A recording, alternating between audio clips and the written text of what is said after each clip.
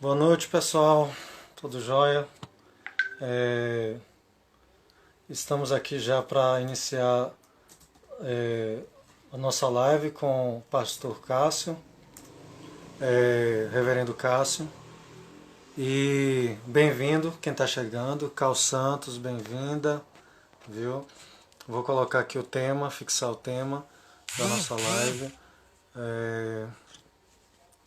Deixa eu ver aqui, igrejas.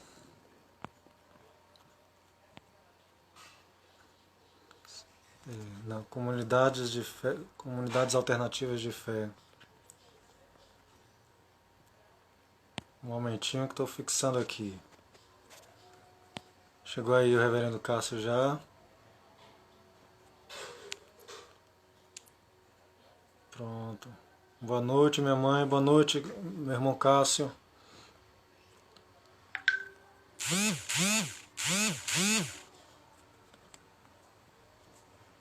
Um momentinho aí que eu estou fixando aqui o nosso tema. Já já eu chamo o reverendo Cássio.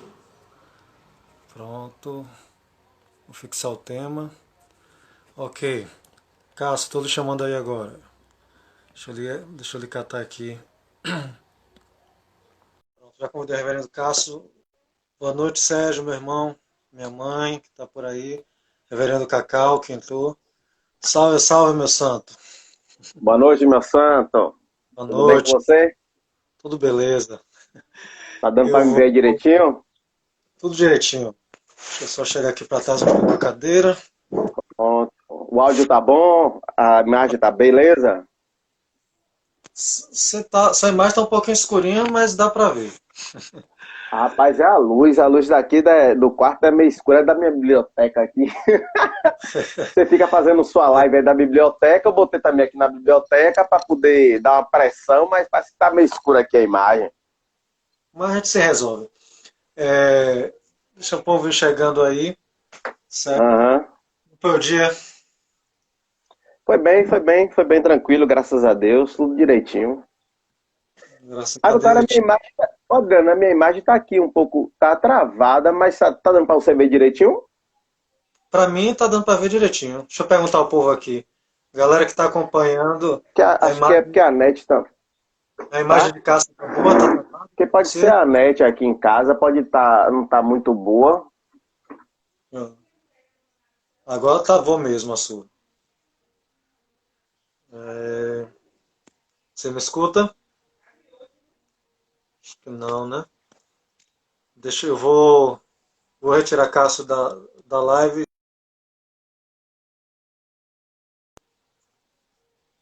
Acho que, acho que travou aqui a dele. Deixa eu chamar de volta.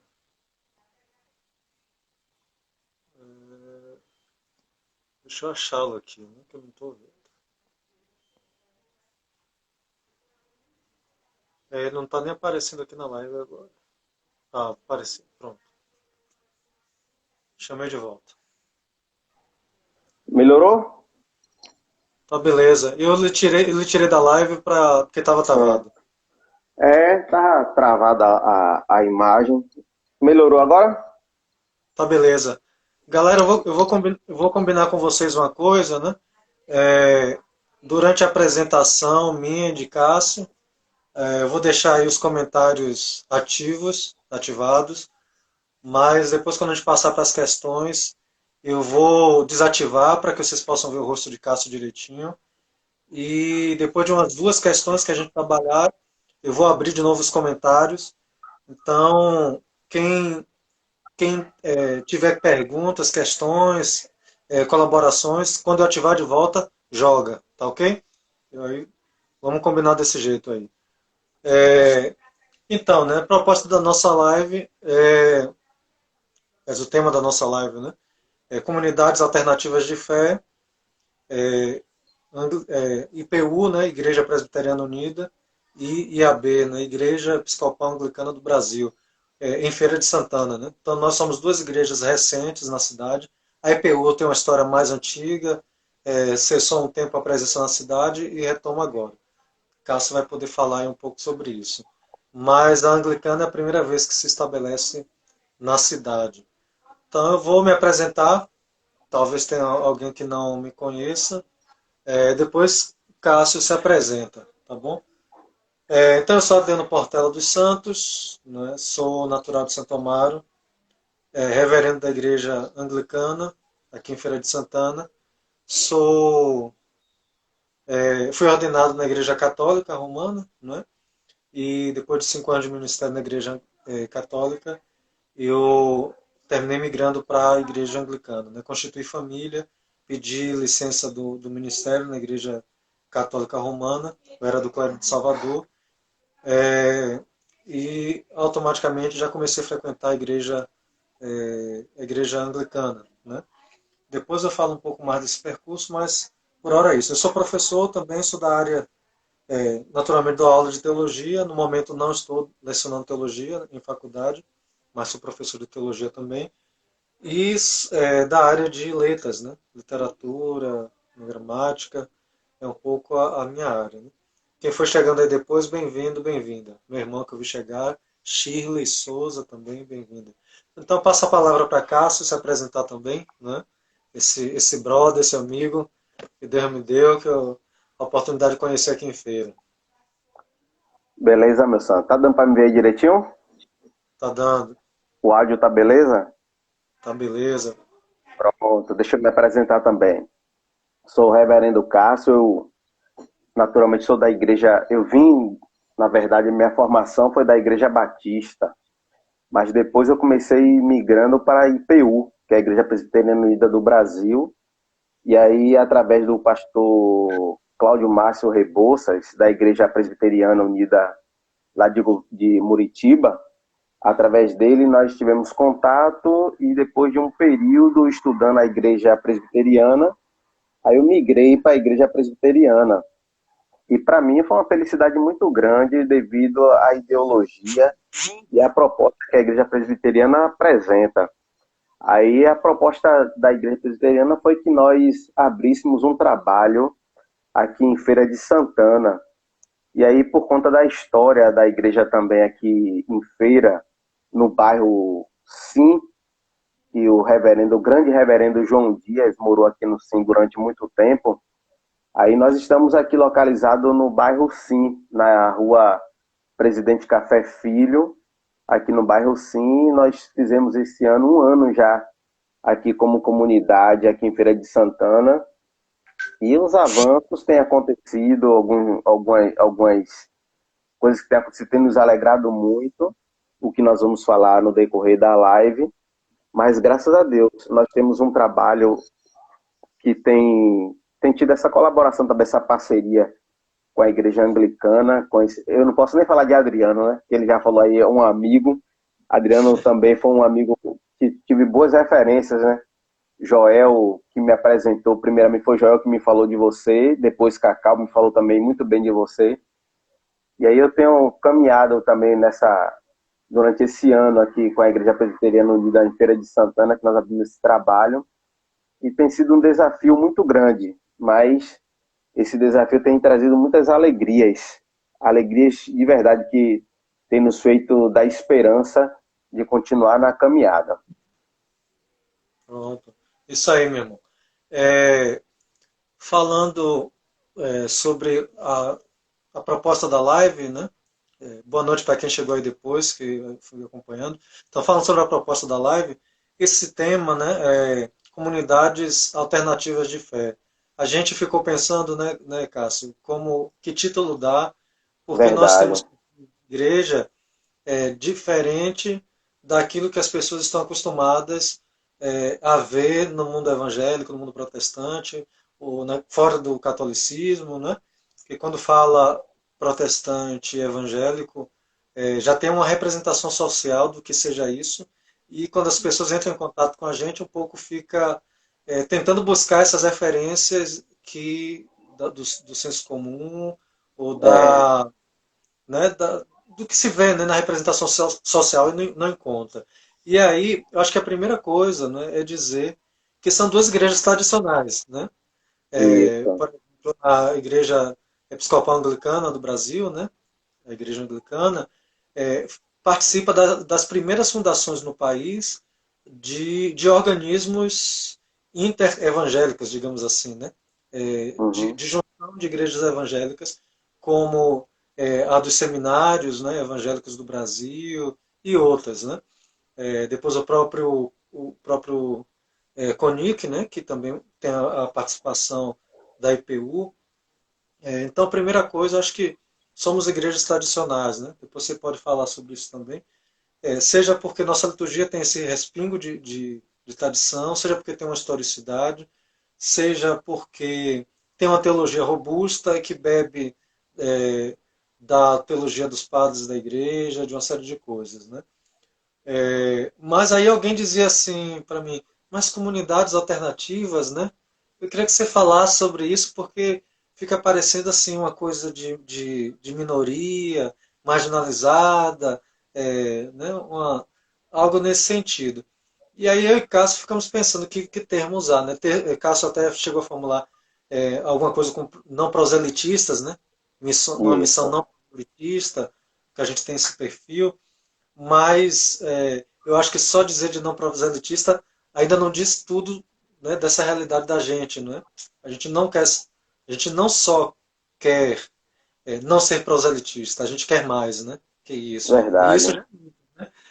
é, então, como é que você vê essa questão a gente dizer de comunidades alternativas? Como é que isso vem em sua mente, né? Não tem resposta certa, né? Como isso chega Isso. É. no coração, né? Eu fiquei feliz, Adriano, com essa formulação do tema. E aí, como eu sou, às vezes, eu sou meio desorganizado, À né? Mas às vontade. vezes eu sou meio sistemático. E aí eu fiquei, depois que nós elaboramos esse tema, eu fui analisar direitinho, falei assim, poxa, alternativa, velho. Aí a alternativa sugere que você tem uma escolha, né? Dentro de algumas possibilidades você tem uma escolha. E aí, devido às minhas experiências aqui em Feira de Santana, eu tive contato com algumas pessoas e aí a gente pode perceber a importância de você ser uma alternativa para mostrar que existe um evangelho que está mais perto daquela ideia que Jesus trouxe, aquela ideologia que Jesus trouxe. Porque eu tive uma experiência muito legal esses tempos que nós estamos aqui instalados em Feira de Santana. Por exemplo, a nossa comunidade, a IPU, começou aqui, ou está começando, na verdade, né? Porque esse ano a gente não pode nem contabilizar, porque de fevereiro para cá, com a pandemia, nós não podemos realizar os trabalhos. Mas de uma forma muito modesta. Nós alugamos uma residência que na garagem da casa nós fazemos as nossas reuniões.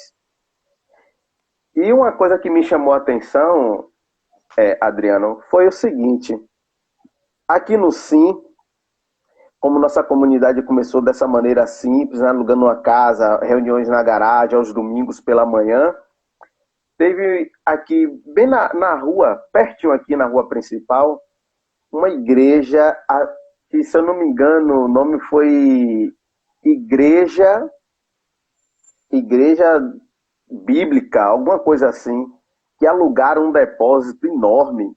E assim, uma semana já som, cadeiras, botaram um letreiro enorme. E aí você percebe que nós estamos vivendo uma religiosidade da estética muito forte. Que se você tem uma igreja esteticamente grande, bonita, bem ornamentada, as pessoas sentem como se ali Deus estivesse representado. E aí você fica com aquela coisa assim que nós fugimos muito daquela simplicidade do evangelho, porque as pessoas, na verdade, o que eu sinto muito, a dificuldade de começar um trabalho, é que as pessoas, para poder se aproximar desse evangelho de Jesus, que Jesus trouxe de verdade, aquelas palavras que nós colocamos na boca de Jesus, temos uma dificuldade muito grande de mostrar isso para as pessoas. As pessoas ainda vivem uma religiosidade muito emocional. Não que o emocional não deva viver dentro da religiosidade, mas somente o emocional é muito perigoso. E o que nós percebemos muito é isso. essa questão emocional de você fazer aquela oração e aquela pregação emocional, carregada de emoções, é como o pessoal diz, né? Forte. Se você não chorar, Deus não está presente. Aí eu lembro da live que você fez com o reverendo Cláudio Márcio, e aí eu, falando sobre Richard Shaw, eu ganhei um livro dele de presente, né? Meu bispo é uma pessoa maravilhosa. Eu chamo de bispo, ele bispo não, é pastor, né?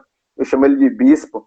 Ele me presenteou com um livro de Richard Shaw, que ele tem uma frase, Adriano, que para mim me marcou muito. Que ele fala assim: Deus, eu não peço para sentir a tua presença, saber que tu estás comigo me basta. E aí eu fico imaginando isso, né? Saber que o Senhor está comigo me basta. Como você dizer isso para uma pessoa que diz que o pastor está mais perto de Deus, porque ele não está na igreja, ele não está perto de Deus e carece da oração do pastor, como se o pastor fosse a via de acesso a Deus, né? Aí quando você diz que ele está tão próximo de Deus como o pastor, a pessoa às vezes não aceita. Essas coisas que você está trazendo, né, que é um pouco um desenho do espírito religioso do tempo presente, né, tipo a questão das megas igrejas, que é um fenômeno. Uma coisa que eu uma vez entendi conversando com o Jorge e com o Callahan, né, que por sermos um país colonizado, né, catequizado pelo catolicismo romano, mesmo as experiências evangélicas de fé passam por uma romanização ou uma catolicização. Que Isso. sentido? No contexto católico, tradicionalmente o padre é considerado uma figura eminentíssima, né? De uma santidade. Inclusive ele está apartado das coisas mundanas, digamos assim, por um símbolo que é extremamente considerado, que é o celibato, né? O não exercício da genitalidade, né? Na sexualidade humana. E esse elemento do padre como um homem separado, num outro patamar, né?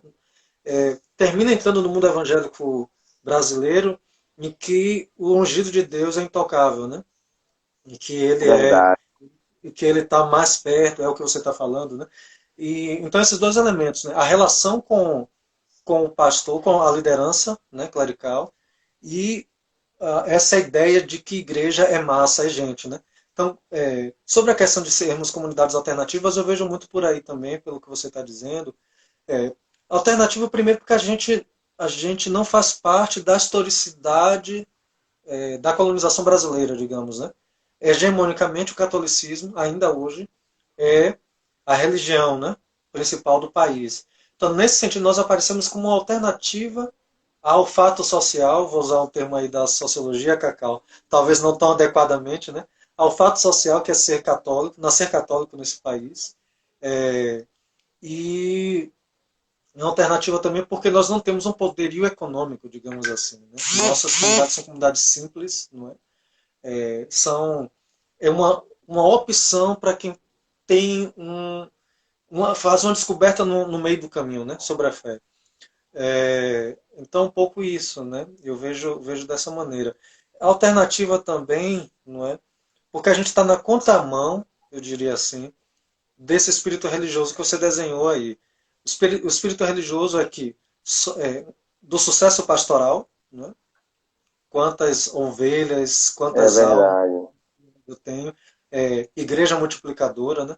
Não querendo criticar o trabalho de outros, mas né, a gente vê igreja multiplicadora, plantação de igreja, isso, aquilo, outro. Então, sinônimo de de ser igreja é ser uma igreja que cresce, né? Que multiplica, é o sucesso. E a gente está na contramão disso, porque a gente está um pouco com o espírito de igreja doméstica, né? A igreja Verdade. primitiva, a igreja que se reunia nas casas, a igreja que são poucos, né? Eu vou retomar isso um pouco lá na frente, talvez. Mas isso, né?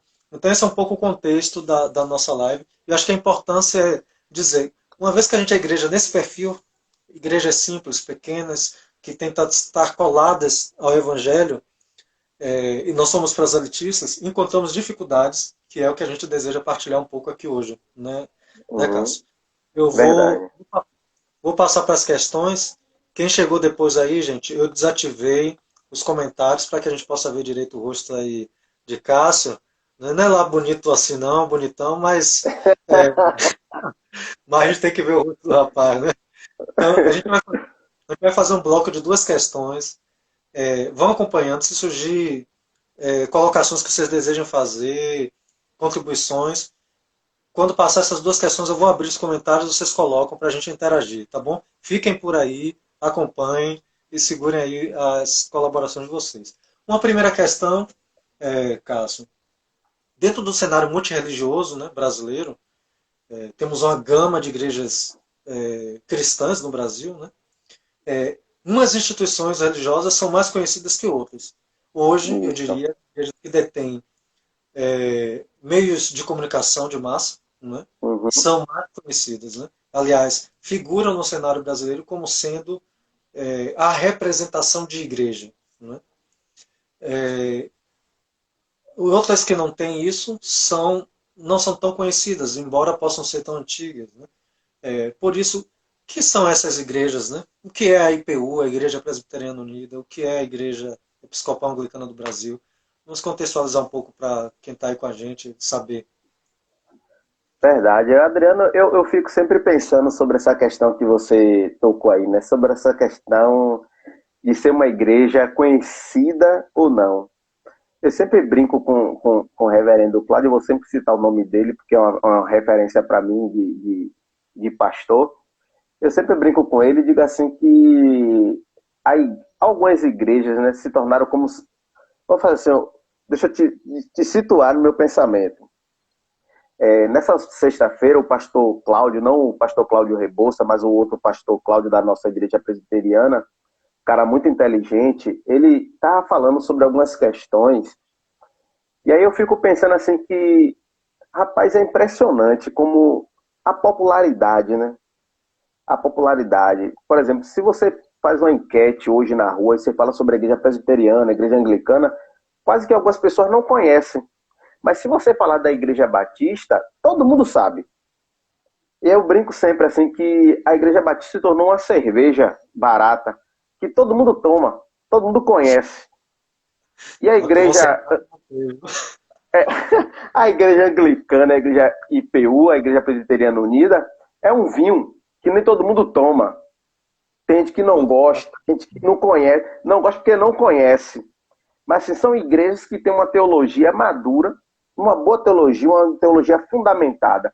Por exemplo, a igreja, a história a história da IPU, rapaz, é uma história muito bonita, uma história que me cativou bastante, por conta de você ler, você perceber que alguns irmãos da igreja presbiteriana foi contra a ditadura militar, se impôs contra esse sistema tão maldoso e fez frente a isso tudo, e alguns pastores foram perseguidos, entregues por próprios pastores, irmãos da igreja. Quer dizer, você conhece uma igreja que tem essa história tão rica, tão forte. Aí você, há pouco tempo, o reverendo João Dias de Araújo foi meu professor, eu digo isso com tanto orgulho, com tanta alegria, tanto amor, ter aula com o reverendo João Dias, com a professora Itamar, que estava sempre colado com ele. E o reverendo João Dias ensinava de uma forma tão maravilhosa como você ser teólogo, como você pensar as questões sociais da igreja.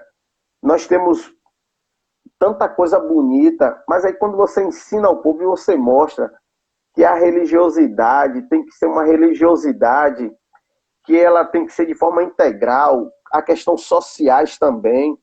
Aí você começa a falar com o povo e o povo às vezes não entende, não percebe por conta de ver quem.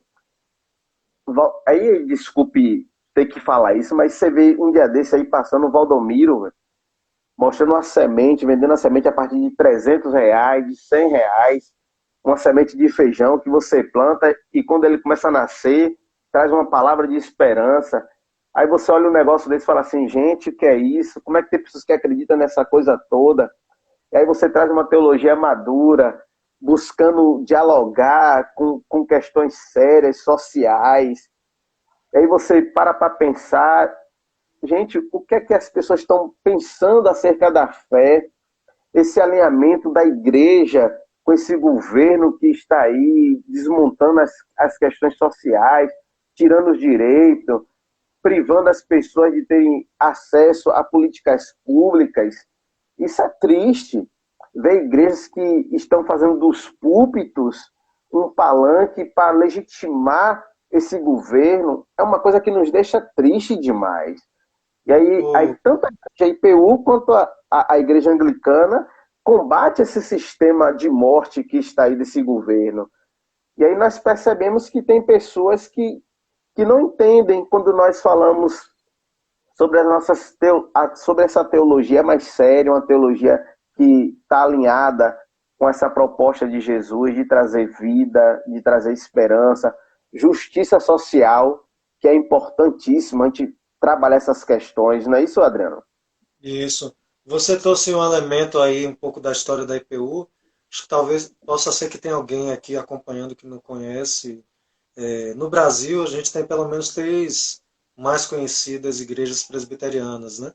A Igreja Isso. Presbiteriana do Brasil, IPB, que talvez seja a que tem mais templos no país, né?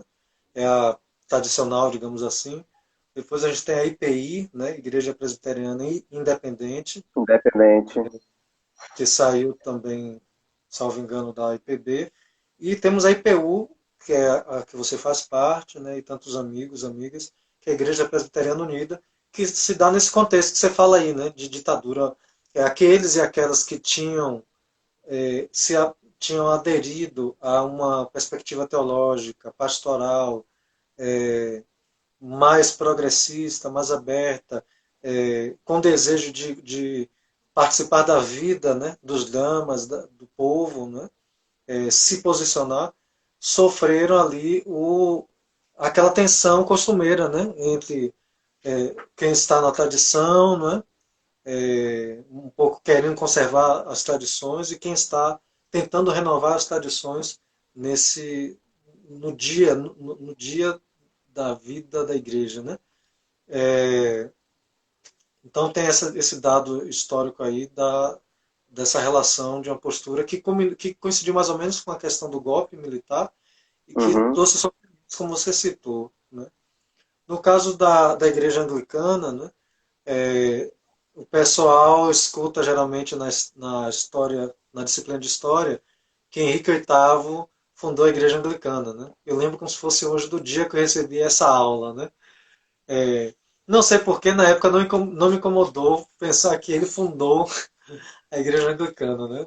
Mas ficou assim marcado para mim. Eu lembro bem dessa aula com o professor Tijolinho, né? Que é o professor de história lá de Santo Amaro. Mas quando a gente vem para a igreja anglicana, a gente tem informações outras que a gente não recebe da historiografia quando estuda aqui, porque a gente está no país que a historiografia é a historiografia de um país colonizado ou catequizado pela Igreja Católica Romana, né? E você dizer que a igreja é fundada por Henrique VIII por interesses pessoais, que a gente entende como mesquinhos, porque queria trocar de esposa, né? Então, se diz isso porque você já macula um pouco a igreja, não é? O caminhar da igreja. A história é contada pelos vencedores, né? Então, os Verdade. vencedores aqui, Benjamin disse para a gente, né? Dizem isso, né? Tem esse dado de Henrique VIII, sem sombra de dúvidas, posso falar sobre isso ainda, mas a gente recebe uma informação sobre, primeiro, geográfica, né? O anglicanismo se organiza nas Ilhas Britânicas. Ora, o evangelho chegar às ilhas é mais difícil, né? Uma ilha é algo isolado, né? Mas se presume que tenha chegado ali com o Império Romano, né? Talvez no século I ainda, o início do século II.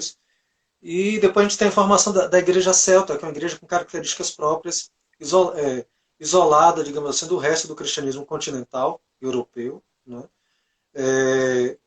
Com uma forte ligação com a natureza, com a vida monástica, não nesse perfil de São Bento, né?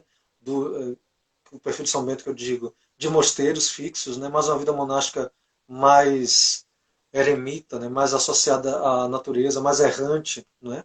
Uma espiritualidade do caminho, que é muito interessante, que a gente infelizmente pouco tem no Brasil informações sobre isso, e outros elementos, né?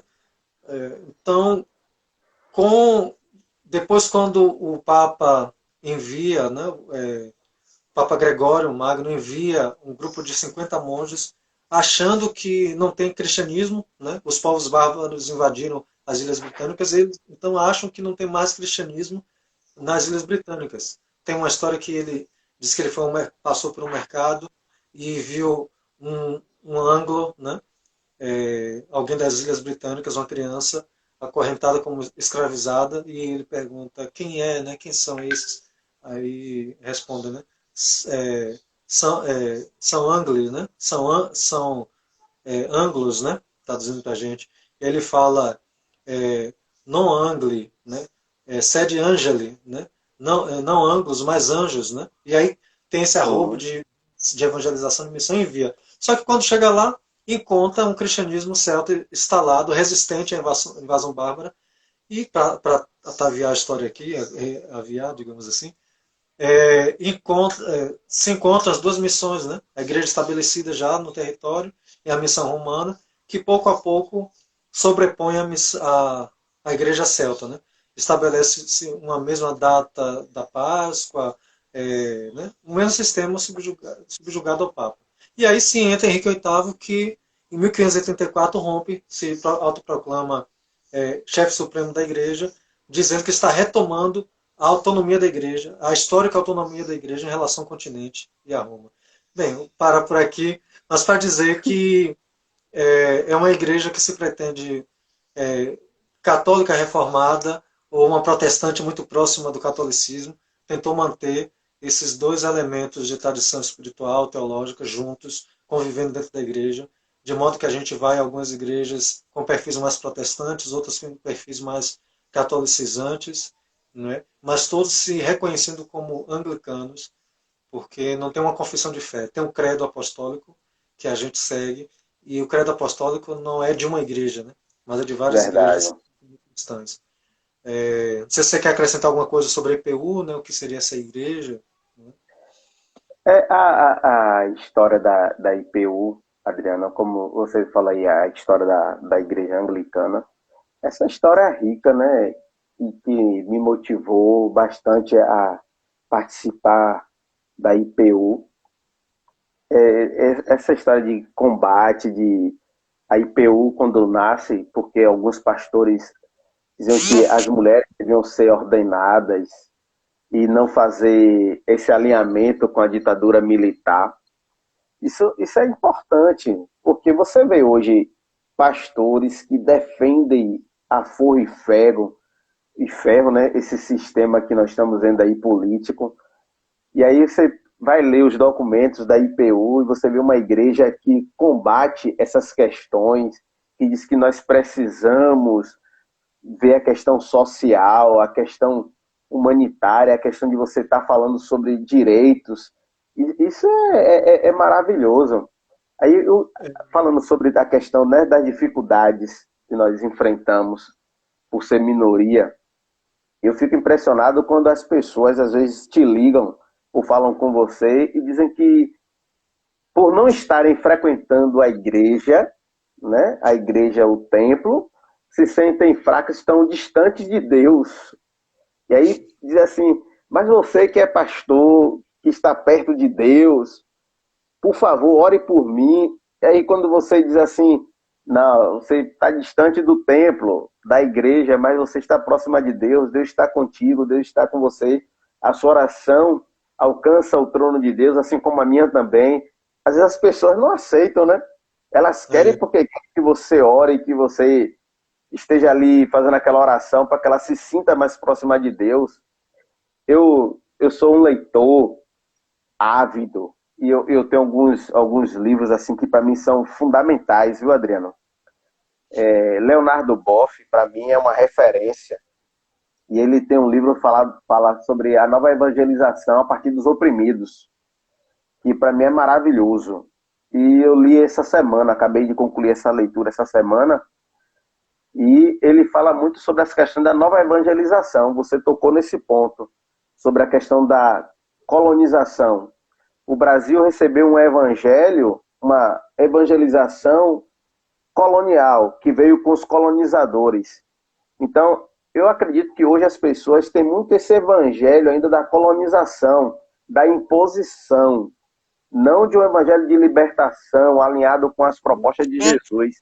E é o que nós precisamos hoje, anunciar que o pecado ele pode até nos fazer com que nós pensamos, né, que estamos afastados de Deus, mas Deus nos ama, independente do que nós venhamos a fazer. Deus está sempre conosco. Deus está sempre com a mão estendida.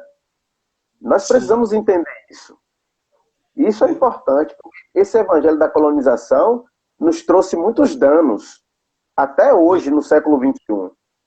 Você traz uma coisa interessante que eu pensei aqui agora, né, que a gente sofreu, digamos assim, uma evangelização colonizadora por parte do catolicismo, que trouxe a nação europeia como modelo de ser, Verdade. como modelo de ser humano, né? Depois a gente sofre, mais uma vez o verbo aqui, né, uma evangelização por parte das igrejas protestantes, quando chega no século XIX, que coloca o estilo de vida norte-americano como modelo de vida, Isso. vem trazer o progresso a esse mundo decaído, né? Então, a salvação é acompanhada de um estilo de vida cultural, né, de um povo, e nossas igrejas, né, a anglicana e a sua, nesse sentido, são igrejas que tentam se livrar dessa pecha de colonização, né, de uma evangelização colonizadora, né? A gente, a gente quer discutir as faces, né, do povo brasileiro, né? Nós somos igrejas que ordenam mulheres, né? Nós somos igrejas que têm atenção para a questão étnico-racial, né? Não vai dizer para um fiel que chegue, esse cabelo que você usa não é cabelo de crente, né? Você, É, você não pode usar dread, né? Você não pode ouvir reggae, né? Você não pode, né? Coisas que estão associadas ao estilo de vida afrodescendente, né? E assim por diante, né? Também atenção à questão LGBT, na questão das sexualidades, né? A anglicana tem tido muita atenção com isso, eu sei que a IPU tem pensado sobre essa questão. Então, tudo isso para dizer que a gente não quer colocar padrões de vida, não é? Não quer trazer junto com o Evangelho uma questão, uma cultura que está associada a um poder, não é? De uma potência, digamos assim, não é? Uma potência econômica, coisa do tipo. A gente, ao contrário, quer para a liberdade que Cristo vos libertou, né? Nos diz Paulo, né? verdade. O encontro com o Evangelho tem que ser um encontro com a autonomia do ser, né? Encontrar o Evangelho deve gerar autonomia do ser e dizer assim: eu sou esta pessoa aqui e me amo, né? Você tocou na questão, você é amado, né? Você é amada. Esse Evangelho diz isso para você. Eu vou ativar aqui os nossos comentários, porque se alguém quiser trazer alguma coisa, você já Uhum. começou, cara, a falar sobre a questão é, da dos desafios, né? Um desafio, não é? Seria o fato de sermos igrejas, para o nosso caso real de Feira de Santana, né? Já que a gente fez esse recorte. O desafio de sermos igrejas sem um templo formal, entendido, como está no imaginário das pessoas, que é importante, né? Isso. Porque essa Uhum. mística, as pessoas têm isso na mente, né? Ali é um lugar separado, né? Para que eu exercite a minha fé, a minha espiritualidade, né? Tem muito isso ainda.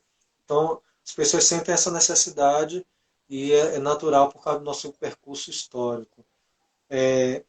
Acho que outro desafio que a gente encontra, né, é o fato justamente de não termos um evangelho colonizador. As pessoas querem que a gente tenha um evangelho colonizador. Querem Verdade. que você diga, sim, eu estou mais perto de Deus que você. Você precisa vir É. aqui para a bênção sobre você e te libertar de todos os males possíveis, não é? Uhum. E quando a gente não entra por esses caminhos e diz assim, olha, você tem que aprender a viver com a sua liberdade, né? Encontrar Deus no cotidiano das coisas e que Ele está em sua vida. Então as pessoas ficam meio sem saber para que lado vão, o que é que fazem, né? Como é que você vê isso aí? Que outro desafio a gente poderia apontar, Cássio? Eu ia vir assim, vestido como você, né? Com a camisa de gola polo, bem formal, mas eu vim assim, vestido assim, de forma proposital. Porque eu queria dizer a você assim, que a frase, né, que diz assim, conhecimento é poder. Não é verdade? O povo não tem, diz assim, conhecimento é poder. Uhum. E lembra daquele almoço que nós tivemos aqui na nossa comunidade, que você veio com a digníssima Renata, que ela estava aí nesse instante, eu vi o nomezinho dela aparecer aqui, um abraço para Renata, pessoa importante, viu? Pessoa muito querida do meu coração. E aí, e aí eu lembrei, eu vim assim, vestido desse jeito, assim, porque conhecimento é poder. E eu lembrando, porque as pessoas me perguntam muito quando me veem vestido assim, fala assim, ah, mas quem se veste assim é padre. E aí é interessante como a gente fala dessa questão de conhecimento, né, de saber. Que quem formulou essa ideia do colar clerical foi um presbiteriano. E nas minhas pesquisas, nos meus estudos, confundiam ele como se ele fosse anglicano. E a imagem desse símbolo é muito forte, Adriano. Eu tava nas minhas pesquisas e eu vi que o Donald, quando ele cria essa imagem, esse símbolo do colar clerical, é por conta dele ver os escravos com aquela argola no pescoço, e ele cria esse colar clerical e ele diz assim que, assim como o escravo tem aquela corrente no pescoço, nós somos escravos de Cristo, de Cristo. Nós usamos para lembrar que nós somos servos daqueles que precisam de ouvir o Evangelho, que precisam do amor de Cristo. E aí eu fiquei imaginando assim, meu Deus, que imagem forte é essa de que ele criou, né? Que o colar clerical é para lembrarmos que nós somos escravos de Cristo, que nós precisamos levar essa mensagem. E aí quando você se depara com esse evangelho de mercado, um evangelho onde você busca apenas o dinheiro e a promoção de si mesmo, e você mostrar para as pessoas que elas estão perto de Deus, que elas não precisam mais desse modelo de igreja colonizador, onde impõe a fé, onde aquele representante de Deus, ele tem a palavra e as pessoas não podem se aproximar de Deus. E aí eu fico assim, como é difícil, rapaz, você mostrar. É mais fácil você impor um evangelho do medo do que você mostrar um evangelho do amor, da caridade, da solidariedade, de você mostrar às pessoas o amor. As pessoas preferem um evangelho do medo, de se sentirem com medo e uma imposição para que elas possam frequentar a igreja. E aí eu vou te contar uma experiência, antes de você falar, uma experiência muito interessante. Um colega meu, pastor, ele pegou uma pastora que algumas pessoas não lembram dela, que é a Valnice Milhões, se eu não me engano o nome dela é assim. Ela falando que Deus, nesse momento de pandemia, ela falando da pandemia, que Deus não fechou as igrejas, mas abriu uma igreja em cada lar. Em cada lar ela abriu uma igreja, e ele falando, né, ele postou esse vídeo, e aí ele falando, aí eu fiquei imaginando assim, meu Deus, se Deus abriu uma igreja em cada lar, porque qual o problema que as pessoas estão escrevendo tanto nas redes sociais que precisam voltar a cultuar nas igrejas, que as igrejas estão fechadas, diga assim, então nós pecamos, nós erramos, porque na verdade nós não educamos as pessoas para ter uma fé madura. E aí, lembrando o apóstolo Paulo, como ele diz, as pessoas estão se alimentando do leite espiritual, não de alimento sólido. Porque, na verdade, nós devemos ter maturidade para exercermos a nossa espiritualidade, independente do templo ou não, porque nós somos templo do Espírito Santo de Deus. Nós nos reunimos como comunidade, sim, é importante, sim, mas nós precisamos ter a maturidade para nós sabermos que Cristo habita em nós. Nós somos templo do Espírito Santo. E nós falhamos com isso. As pessoas estão inseguras, imaturas, não têm uma fé madura, uma fé alicerçada naqueles princípios que Jesus trouxe para nós. E aí nós ficamos tão carentes de estar dentro do templo, de uma igreja, mas nós não nos sentimos templo do Espírito Santo de Deus. Diga, meu santo. Eu quero aqui pegar o que a galera começou a interagir, viu? Eu vi que a gente passou uma parte aqui que era dizer da instalação, como foi a instalação das nossas missões aqui na cidade, mas a gente volta a isso. Guilherme colocou uma pergunta muito interessante, né? Saudações. Para vocês, até que ponto o fato da IPU e a IAB não terem rigor moral muito forte como as outras igrejas interfere no crescimento dessas igrejas? Guilherme, eu lhe diria o seguinte, né? Como eu gosto muito de história, eu prefiro sempre colocar em primeiro lugar a, a questão histórica, né? A gente não pode achar, menosprezar o fato de que as igrejas chegaram ao Brasil no século XIX, né?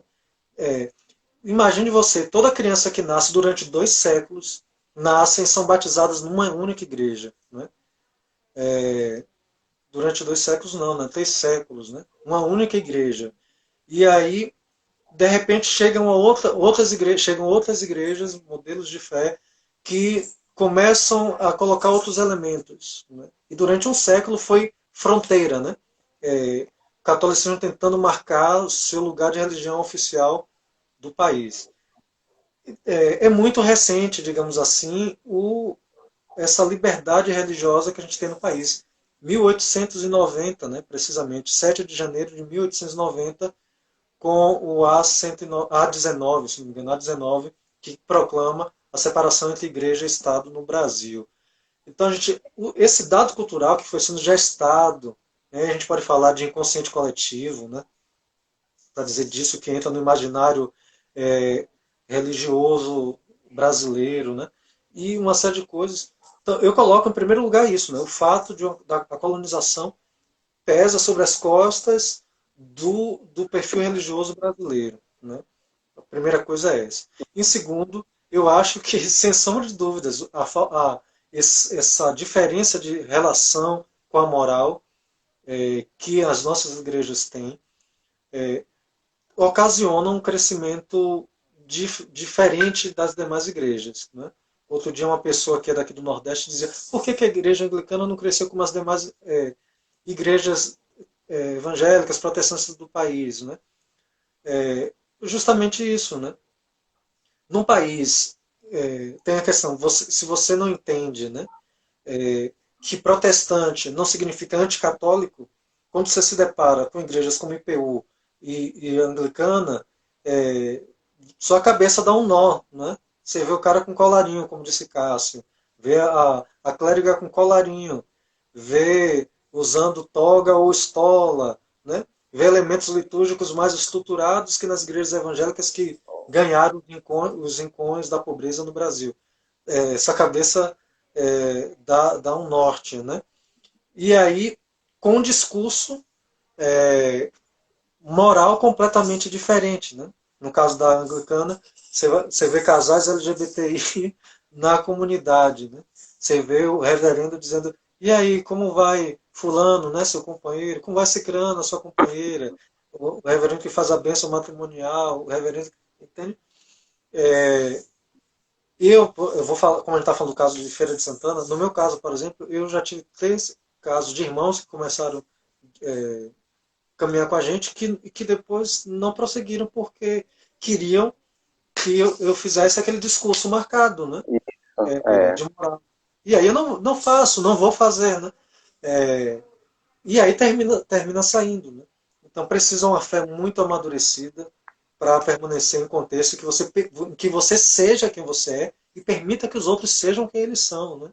Então eu concordo, sim, Guilherme. Acho que em grande medida hoje, né? Hoje isso atravanca, né, o crescimento das nossas igrejas, sobretudo que a gente está num contexto reacionário, um projeto de poder capitaneado pelos evangélicos desde a década de 80, pelo menos, né, na transição entre ditadura e democracia.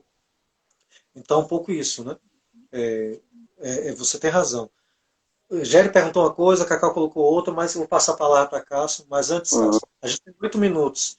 Quando cair aí, gente, se tiverem interessados, permaneçam, porque a gente vai voltar para dar continuidade e fechar o roteiro que a gente pensou, tá bom? Se puderem ficar, a gente agradece. Se tiverem interessado, não. É obrigação de todo mundo voltar. O negócio de estar interessado tem que voltar, rapaz. Aí tem o irmão Janilton também, que ele levantou, ele falou aqui sobre a questão do evangelho da libertação, foi propositalmente distorcido. É verdade, foi distorcido e é distorcido a cada momento. Quando você faz uma barganha com Deus, quando você. Eu lembro bem de uma frase de Lutero que ele diz que as orações não é para que Deus faça a nossa vontade, mas para demonstrar que nós acreditamos em Deus. E o reverendo Cláudio Márcio Rebouça, essa potência do recôncavo baiano aí, ele faz assim: já sabemos o modelo de missão que não queremos, todavia, o que queremos, qual a missão possível. E aí, mais uma vez, eu toco na questão de Leonardo Boff, quando ele fala da nova evangelização a partir dos oprimidos. Que nós precisamos hoje fazer um contraponto com essa evangelização colonizadora, trazer uma evangelização a partir do oprimido, a partir daquele que sofre, daquele que é carente. Eu lembro muito bem, Adriano, daquela frase que nós atribuímos a Jesus, quando diz assim: ele veio para os seus, mas os seus não o receberam. Então, quem são essas pessoas hoje que estão carentes de ouvir a palavra de Deus, que querem se aproximar do evangelho? São para essas pessoas que nós devemos devotar ou direcionar essa mensagem de libertação. Então, nós sabemos que o evangelho que nós não queremos é esse evangelho aliado com o poder. Esse evangelho com esse cunho colonizador. Então, qual é a missão que nós devemos trazer para o povo? É essa de acolhimento a partir do pobre, a partir do oprimido. Como é que ele se aproxima de Deus? Como é que nós podemos, como comunidade alternativa de fé, abraçar essas pessoas e acolher nas nossas comunidades, sem julgamento, mas dizendo assim: olha, Deus te ama, Deus se importa com você. Então, nós sabemos que o preço a ser pago é caro, é muito caro, porque as pessoas têm hoje um evangelho que oprime, que afasta de Jesus, afasta dessa mensagem. Então, nós trazendo, quando nós viemos aqui a trazer essa mensagem de esperança, de libertação e de acolhida, nós sabemos que nós não agradamos a todos. E aí nós temos grande referência, né? Eu não sei assim, aliás eu sei, né, que eu posso falar, né? Temos pastoras maravilhosas, como a pastora Sônia Mota e a pastora Bianca Daebes, mulheres maravilhosas, inteligentíssimas, que trazem aí uma proposta também muito boa para nós pensarmos a questão do feminismo.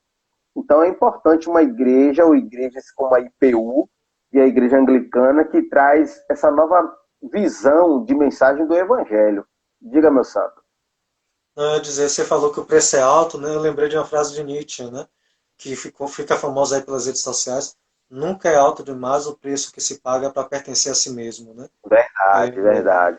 Eu, eu reconheci isso na minha história e eu digo, nunca é alto demais, né? Vale a pena, né? E aí eu quero fazer gancho com a fala de Jerry, que diz: ó, durante muito tempo eu tive, num contexto de igreja que era conservadora, né? E eu com pensamento progressista, e chega uma hora que a pessoa romper para viver uma comunhão integral, né? No caso, o Jerry hoje está com a gente na Anglicana, aqui em Feira. É isso, né? Chega uma hora que você não consegue mais conciliar esse caminho de vida espiritual seu, né? Porque não é só uma questão de cabeça teológica, né? Se diz respeito da sua relação com Deus, de como Deus se revela na sua vida, efetivamente, isso se torna espiritualidade, se torna ideologia também, é verdade, mas chega uma hora que você não tem mais como estar conciliando, né? Você precisa assumir integralmente a revelação de Deus na sua vida, né? Como ele se demonstra para você, né? Isso é extremamente importante, né? Uhum, verdade. Colocou a questão de já sabemos a missão que a gente não quer, né? Mas qual é a missão que a gente quer, né? Que jeito de fazer?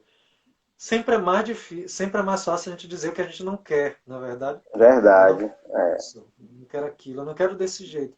Mas construir a maneira que a gente deve fazer é sempre mais difícil.